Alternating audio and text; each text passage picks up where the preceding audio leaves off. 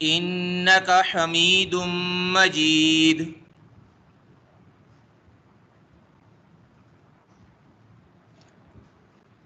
بے شک تو تعریف کیا گیا بزرگی والا ہے.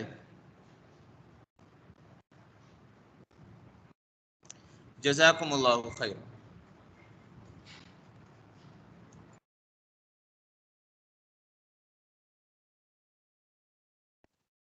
جزاک اللہ سر. جیسا کہ ارشاد نبوی صلی اللہ علیہ وآلہ وسلم ہے، میری امت کی سب سے بہترین عبادت قرآن پاک کی تلاوت ہے. ایک اور جگہ ارشاد فرمایا، لوگوں میں سے سب سے زیادہ عبادت گزار وہ ہے جو سب سے زیادہ تلاوت کرنے والا ہے. اب قرآن مجید فرقان حمید کی تفسیر کے لیے دعوت دیتی ہوں سر محمد ادریس صاحب کو.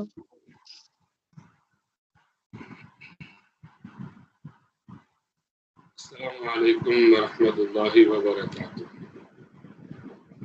اعوذ باللہ من الشیطان الرجیم. بسم اللہ الرحمن الرحیم. وَإِذَا قِيلَ لَهُمْ آمِنُوا كَمَا آمَنَ النَّاسُ قَالُوا أَنُؤْمِنُ كَمَا آمَنَ السُّفَهَاءُ أَلَا إِنَّهُمْ هُمُ السُّفَهَاءُ وَلَكِنْ لَا يَعْلَمُونَ.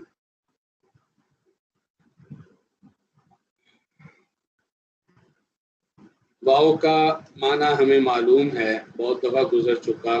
اور اذا جب، قیلا کہا جاتا ہے، لہم ان سے، نام لیے، ہم ان سے کیا کہا جاتا ہے؟ آمینو ایمان لاؤ. کما جیسا کہ، یعنی کیسا ایمان لانا ہے؟ جیسا کہ آمنا ایمان لائے، الناس لوگ، کما آمن الناس جیسے کہ ایمان لائے لوگ. قالو تو وہ جواباً کہتے ہیں، پہلے بھی گزر چکا ہے، سوال کے لیے ہوتا ہے کیا، بٹ نؤمنو انؤمنو کیا ہم ایمان لائے، کما یہی لفظ دوبارہ آ گیا، جیسا کہ آمنا یہ بھی دوبارہ، جیسا کہ ایمان لائے السفہاء بے وقوف.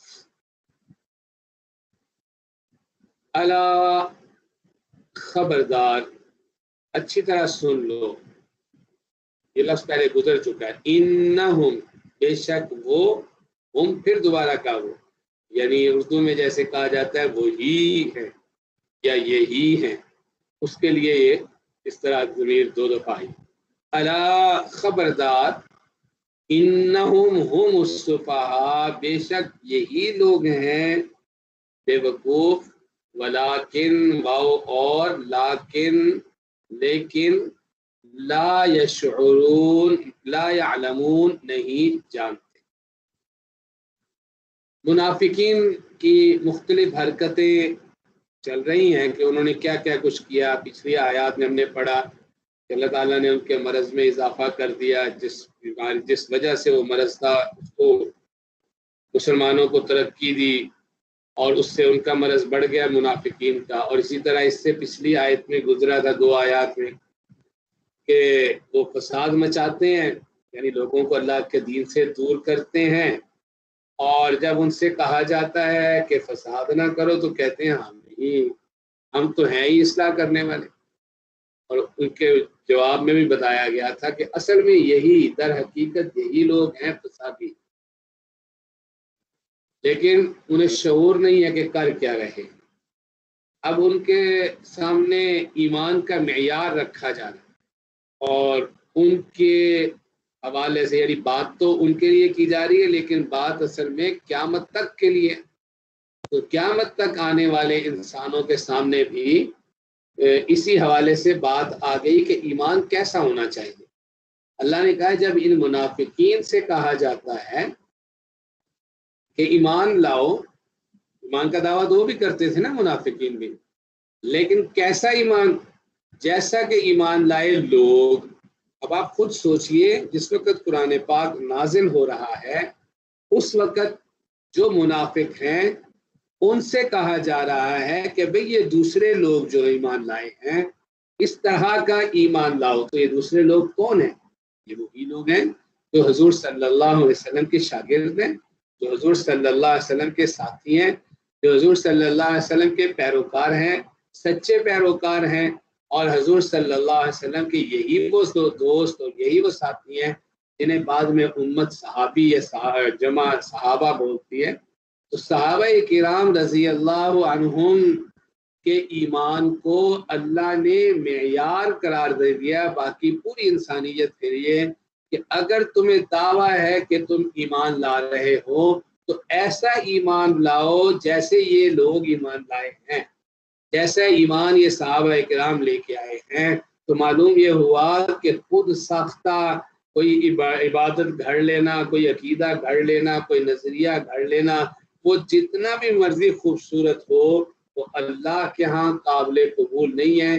اللہ نے ان منافقین سے بھی کہہ دیا جو اس وقت تھے، اور قیامت تک آنے والے انسانوں کو بھی پتہ چل گیا کہ ایمان ویسا چاہیے جیسا صحابہ رضی اللہ عنہ کا تھا۔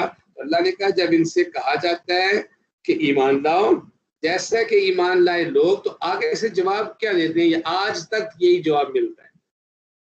کیا جواب دیتے ہیں؟ کیا ہم ایمان لائیں جیسا کہ ایمان لائے بیوقوف؟ آج بھی دنیا کے لوگ وہی کچھ سمجھتے ہیں جو منافقین اس وقت کے سمجھتے تھے کہ یہ کیا لوگ ہیں، ایک آدمی کے پیچھے لگ گئے ہیں اور اتنے خداؤں کو چھوڑ کے ایک خدا کو پوجنے لگ گئے ہیں، ایک آدمی کے ایسے پیروکار ہو گئے ہیں کہ اپنی کوئی خواہش نہیں ہے، جو وہ کہیں ان کی پیروی کرتے ہیں کہ ایک چیز حلال ہے یہ حرام ہے، یہ حلال ہے یہ حرام ہے، یہ کرنا ہے یہ نہیں کرنا ہے۔ عجیب زندگی کو اپنی مشکل میں ڈال دیا ہوا ہے۔ آزادی سے زندگی گزارنی چاہیے، یہ جسم تو میرا اپنا ہے، میں جو چاہوں پہنوں، جو چاہوں کھاؤں، جو چاہوں کروں، مجھے آزادی ہونی چاہیے۔ یہ وہ اس وقت کے منافقین اور کفار بھی یہی سمجھتے تھے کہ جو حضور صلی اللہ علیہ وسلم کی اتباع کر رہا ہے اور اپنے آپ کو پابند کر رہا ہے نظام کا، وہ بیوقوف ہے۔ آج کل کے لوگ بھی یہی سمجھتے ہیں۔ آج بھی پوری دنیا میں سے جو لوگ دین پر چلنا چاہتے ہیں انہیں یہی جواب ملتا ہے، انہیں یہی کہا جاتا ہے کہ یہ بیوقوف ہیں۔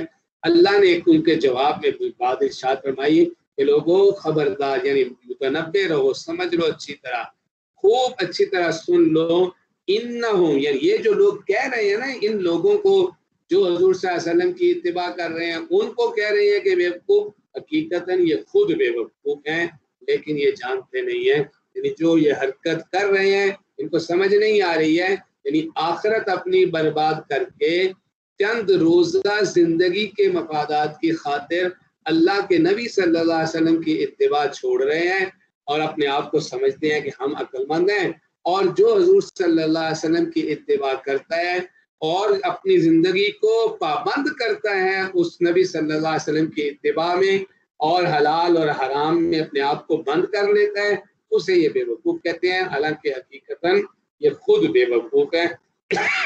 اس لیے آیت کریمہ میں جو مشکل لفظ نئے آ رہے ہیں ہم نے نیچے لکھ دیے ہیں۔ آمینو، آمینو کا مطلب ہے ایمان لاؤ، کما جیسا کہ، یہ پہلے بھی گزر چکا تھا، دوبارہ لکھ دیا ہے، سفہا بیوقوف۔ تو ترجمہ کی ایک دفعہ نیچے جو لکھا ہے وہ پڑھ لیتے ہیں۔ اور جب ان سے کہا جاتا ہے کہ تم بھی اسی طرح ایمان لے آؤ جیسے دوسرے لوگ ایمان لائے ہیں، کما آمن الناس، قالو، تو کہتے ہیں، وہ کیا کہتے ہیں، انؤمن کما آمن السفہاء، کہ کیا ہم بھی اسی طرح ایمان لائیں جیسے بیوقوف لوگ ایمان لائے ہیں؟ الا، خوب اچھی طرح سن لو، انہم ہم السفہاء، کہ یہی لوگ بیوقوف ہیں، ولیکن، اور لیکن، لا یعلمون، لیکن وہ یہ بات نہیں جانتے۔ اللہ تعالی ہمیں سمجھنے کی اور اپنے ایمان کو صحابہ کرام رضی اللہ عنہ کے مطابق کرنے کی توفیق عنایت فرمائے۔ السلام علیکم ورحمۃ اللہ۔ جزاک اللہ سر۔ ہر اچھی بات صدقہ ہے۔ اب آج کے پیغام کے لیے میں دعوت دیتی ہوں رمشا سلیم کو۔